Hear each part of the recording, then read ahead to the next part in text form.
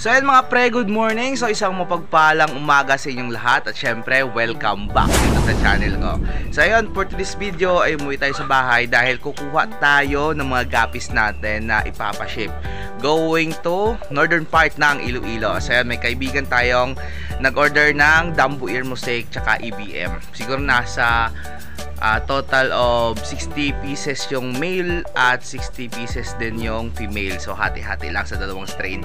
So ayan mga pre, ipapack ko at mamaya pagdating sa shop ay i-repack natin para sa shipping going to northern part ng Iloilo. So ayan mga pre, samahan niyo ako. Let's go! So ayan mga pre, unahin natin yung mga male ng ating EBM. So nandito yung mga male natin. At kung nakikita nyo to, ayan o. So napansin ko yan nung maliit pa sila, pero kinikip ko. Kasi tinitingnan ko paglaki kung ano yung magiging resulta. Siguro mga 4 nandito o 5. Yung andito, ayan sila o. Hinahayaan ko lang dyan kasi all male naman to. At hindi naman masisira yung breeding natin. Kasi meron ako dyang tinitingnan na baka lang na magamit natin sa mga future breeding natin. So ayan mga pre, yung kaibigan natin ay umorder ng 30 pieces na male ng EBM. Ayan. So mamimili tayo dito ng EBM ng male. So konti na lang yung male natin kasi nung nakaraan may kumuha na rin.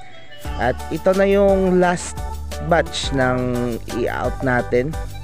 So di ko alam kung aabot to ng 30 pieces, pero sana.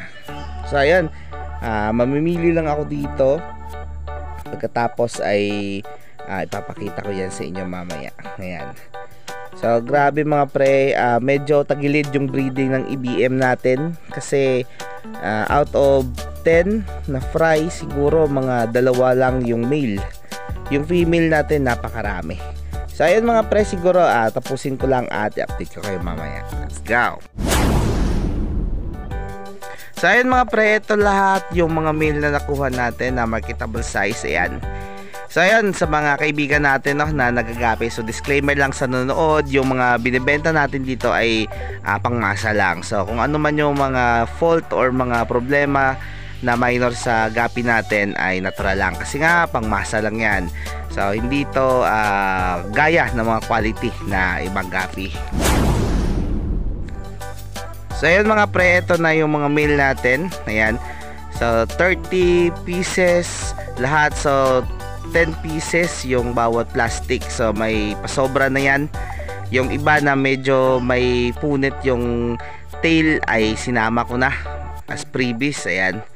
So bahala na siya kung itatapon niya, kung ibebenta niya. So anyway, murang-mura lang to mga pre. So pangmasa lang talaga yung presyo niya.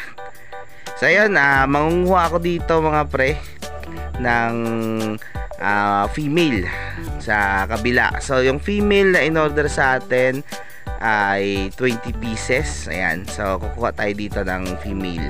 Ayan, nandito lahat ng mga female. So let's go. So ayun na nga mga pre, nakakuha na ako. Ayan, hindi ko na binidyohan para mabilis tayo. Ayan, so 20 pieces na female 22 na juby size yung in-order sa atin. So ayan, ito na sila. So dito lang muna kasi kukuha pa tayo mamaya ng Dambu Ear Mosaic. Ayan. So mga female nandito. So kukuha rin ako dito mga pre. Yan, yung mga male dyan. So ayan mga pre, kumuha na ako ng female. So a total of 40 pieces na female. Ayan. So ito yung 40 pieces na female ng Dambu Ear Mosaic. Ayan. So parang ivory mosaic yung itsura niya. So juby size, yung iba semi-breeder na rin. So isang presyo na lang na, murang-mura. So ayan, ito naman yung mga male natin mga pre. Ayan. So kukuha tayo dito ng 30 pieces na male. Ayan. So magaganda na yung coloration nila. Although may mga konting fault sa mga buntot, pero okay lang yan. So ayan, nakapag-pack na ako mga pre. Ayan, papakita ko sa inyo. Yan, so ito yung sample ng mga male natin, 30 pieces. Ayan. Yan, nakikita nyo, ayan, yung coloration. Tapos yung iba, yung mga buntot, medyo may konting punit, pero at least okay lang yan. Kasi pangmasa nga. So hindi tayo makaka-demand ng quality sa presyo dito mga pre. Wala pang 10 piso to mga pre. Kaya talagang pangbata talaga. So pang keep lang mga pre. So ito lahat yung mga EBM natin. Ayan. So ganito karami mga pre yung in-order ng kaibigan natin. So 60 pieces na male and 60 pieces na female.